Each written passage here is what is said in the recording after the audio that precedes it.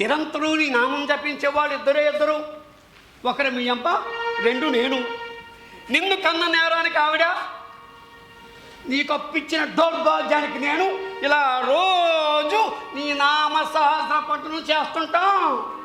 తిరుపతి, నువ్వు నువ్వు లోనికి ఎలా వచ్చావు? వేస్తున్న తాళం వేసినట్టే ఉంది. అక్కడే పప్పులో కారేసావు. తాళం వేసితివి, గొల్లం మర్చితివి. ఎప్పుడైనా ఎక్కడికైనా స్వేచ్ఛగా వెళ్ళగలిగే వాళ్ళు ఈ లోకంలో ఇద్దరు. ఒకరు భగవంతుడు, రెండు అప్పిచ్చేవాడు. నువ్వు అప్పు చేసి సప్త సముద్రాల ఆవులు దాకున్నా నీ జాడ ఇట్టే పట్టేస్తాం. నీ కాలర పట్టుకుని మరి ఈడ్చుకొచ్చి మా వారికి పూరగా కెక్కిస్తాం. సారీ తిరుపతి, తప్పైపోయింది. నీ మాట నిలబెట్టుకోలేకపోయాను. వారం రోజుల్లో నా తల తాకట్టు పెట్టైనా సరే నీ అప్పు తీర్చేస్తా. మేక తలకు సత్యంత డిమాండ్ ఉంది, కానీ నీ తలకు విలువ ఎక్కడిదో? ఇలాంటి తుస్సు ప్రామిసులు ఈ పాడికి సమాలక్ష చేసి ఉండవు. చూడు, ఈసారి పక్కగా మాటిస్తున్నా, నా మాట నమ్ము ప్లీజ్. ఒట్లు వాగ్దానాలు జనాల ముందు చేయి. ఒక్క ఛాన్స్ ఇచ్చి 5 ఏళ్ల పాటు నెత్తిన పెట్టుకుని ఏడుస్తూ అయినా మోస్తారు. మరీ అంత అన్యాయంగా మాట్లాడు తిరుపతి. నీ అప్పులకు ఎన్నిసార్లు జమలు చేయలేదు. ప్లీజ్ నన్ను నమ్ము. నమ్మను, నిజంగా నమ్మను. నీ చేతిలో డబ్బున్నా నమ్మను, అది నా చేతుల్లో పడితేనే. అవును, ఇందాక పరుగున వచ్చావంటే 2 కారణాలు ఉంటాయి. ఒకటి, పోలీసులైనా తరుముతుండాలి, లేదా నాలాగా అప్పిచ్చిన వాళ్ళన్నా వెంటపడి ఉండాలి. రెండోదే కరెక్ట్ కదూ? అది అది తిరుపతి, వాళ్ళు దొంగలు, నన్ను దోసుకుంటారేమోనని భయపడి పరిగెత్తుకొని వచ్చేసాను. నిన్ను దోచుకోబోయారా?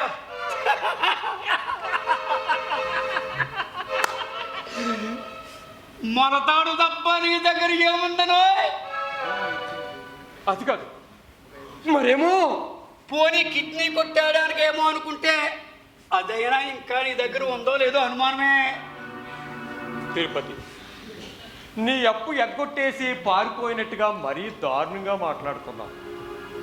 నాకు మంచి రోజులు వస్తాయి. రావాలని కోరుకునే వాళ్ళలో ఇద్దరు.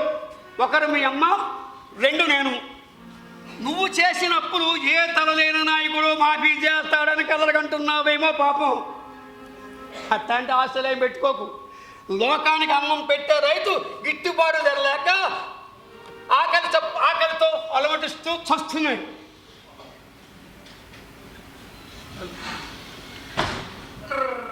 చూసావా? చూడు, నా అంచనా తప్పు కాలేదు. నీ పాపము నీ శాపము వెన్నాడుతూ నిన్ను సరాసరి నీ ఇంటికి తీసుకొచ్చి ఈ తలుపు మరీ తడుతుంది. దాక్కోవడానికి ఏ చోటు లేదు, కానీ వెళ్ళి తలుపు తీవాయి. అమ్మో అమ్మో, చంపేస్తాడు. నేను తీను తలుపుడు బద్దలు కొట్టేసేలాగా ఉన్నాడు. ఎక్కడ వెంకటేశ్వర్లు, ఇవాళ నా చేతిలో చచ్చావన్నమాట. ఎన్నాళ్ళు తప్పించుకుంటావా? రారా, బయటికి రా. వెయిట్ బ్రదర్, మనది అహింసా దేశం.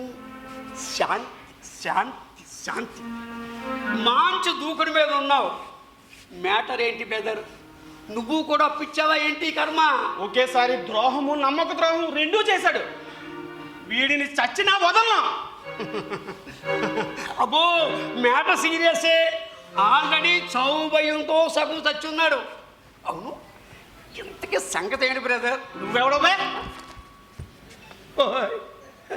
నీ క్లయింటు నా క్లయింటు ఒకరేనా? ఆ మాత్రం సంబంధం చాలదు. వెంకటేశ్వర్లకి గత 5-6 ఏళ్ళ బట్టి అప్పిస్తున్నాను. ఈ మధ్య చెల్లింపులు లేవు.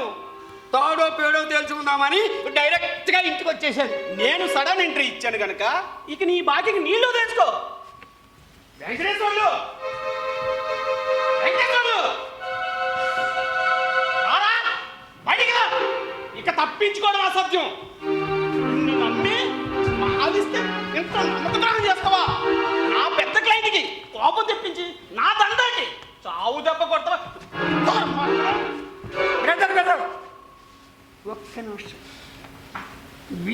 చంపేస్తే నీ కోపం చల్లారుతుంది, ఎగ్రీడు. కానీ నీ మ్యాటర్ సెటిల్ కదే. నువ్వు తెలివైన వాడవైతే మంచి సొల్యూషన్ ఆలోచించు బ్రదర్. ఓహో అలాగంటావా? నువ్వు పెద్ద మనిషిలా కనిపిస్తున్నావు కనుక నేను వీడి భాగవతం చెప్తాను. నీకేమైనా ఇన్స్టెంట్ పరిష్కారం తడితే చెప్పు. ఈ వెంకటేశ్వర్లు ఎప్పటి నుంచో నా రెగ్యులర్ కస్టమర్. అన్ని రకాల డ్రగ్స్ నా దగ్గరే నమ్మకంగా కొనేవాడు. ఈ మధ్య వీడికి డబ్బు కరువు వచ్చి కొనడం మానేసి బ్రతిమాలడం మొదలుపెట్టాడు. గొంగళ గురిలో విధిలించి కొట్టిన ఉడింపటి పట్టేవాడు. అందుకని మధ్య మార్గంగా పెడ్లర్గా మారమని సలహా ఇచ్చి ప్రోత్సహించాను. పెద్దరా అదే పని. మాదక ద్రవ్యాలను ఒక చోటు నుంచి మరో చోటుకు రహస్యంగా చేరవేయడం మా ఇద్దరికి లాభమేలే. ఓరి ఓరి ఓరి, దానికి సిద్ధపడ్డావా? నీకు నీ సిగ్గు సరే ఉప్పుటేదో కలిసినట్టున్నాయే. సూటు బూటు వేసుకుని దర్జాగా తిరిగేవాడి కాస్త చివరికి పెంట కుప్పల మీద పైసలు ఏరుకునే స్థితికి దిగజారేవంటే వినడానికే కంపంగాను అసహ్యంగాను ఉంది. నీ సంగతి మీ అమ్మకి తెలిస్తే పాపం గుండె పగలి తప్పేమంటూ గాయం. నిజంగా వీడికి అంత సీన్ ఉందా బ్రదర్? నువ్వే కాదు, ఇతగాడి వ్యవహారం చూసిన వాడు ఎవడో నమ్మడు. కానీ నిన్న మొన్నటి వరకు పెద్ద గెజిటేబుల్ ఉద్యోగం ఎలగబెట్టాడు. పాపర్ కింగ్ అవడం సినిమాల్లో చూశాను. కింగ్ పాపర్ అవడం ఇదిగో ఇప్పుడే చూస్తున్నా. ఇతగాడి బ్యాక్గ్రౌండ్లో మనలాంటి పాత్రలు చాలా ఉన్నాయి. కానీ అవును, ఇంతకీ ఇతగాడి గురించి సగం చెప్పి మిగిలింది మింగేస్తే నాకు ఎలా అర్థమవుతుంది? మిగిలింది కూడా కక్కాయి. నాగరాజు, 5-6 సార్లు నువ్వు చెప్పిన వాళ్ళకి చెప్పినట్లుగా నేను అందజేశాను. ఈసారి కాస్త కక్కుర్తి పడ్డాను. మాల అమ్మేసావా? పోలీసులు దొరుకుంటే బాస్ నీ పేగలు తీసి స్నేహితులు చేసేసేవాడు తెలుసా? నా గ్రహపాటు నా చేతి పొరపాటు చేయించింది. అంటే బొత్తిగా నీ తప్పు లేదంటావు. ఆ మాల ఏం చేసావురా? దాని విలువ ఎంతో తెలుసా? 50,000. చిన్న పిల్లాడి చేతులు రసగుల్లా పెట్టి జాగ్రత్తగా తీసుకెళ్ళరా నాన్న అంటే ఏం చేస్తాడో అదే చేసుంటాడు. వెంకటేశ్వర్లు మొత్తం అంతా ఒకేసారి ఆంపట్టనేసావా, లేక వాయిదాల పద్ధతి మీద ఊరించుకుంటూ వారించుకుంటూ మింగేసావా? రోజుకి 3 డోసులు. ఒక్క డోసుకి ఢామని కింద పడి నీకు 3 కావాల్సి వచ్చాయా? నువ్వు అసలు మనిషి అయితే ఈ దందాలోకి రాడుగా బ్రదర్. ఇంకేమైనా మిగిల్చి సచ్చావా? మొత్తం అంత కథం చేస్తావా? దొంగనాయాలా? అది మేట. న్యాయంగా ఆలోచించు బ్రదర్.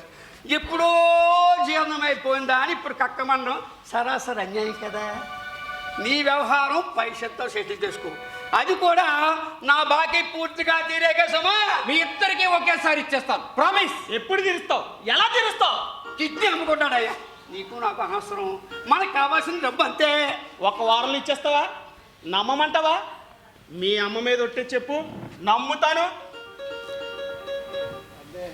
మా అమ్మ మీద ఒట్టు, 6 రోజుల్లో నీ బాకీ తీర్చేస్తాను. ఒట్టు బాగా గుర్తెట్టుకో. 6 రోజుల్లో తీర్చలేదనుకో మీ అమ్మ నిక్షేపంగానే ఉంటుంది. కానీ నువ్వు మాత్రం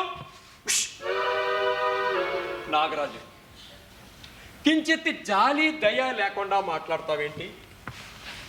బంగారు బాతుగుడ్డు లాంటి నా క్లయింట్ని ఈవేళ నీకు పరిచయం చేశానా?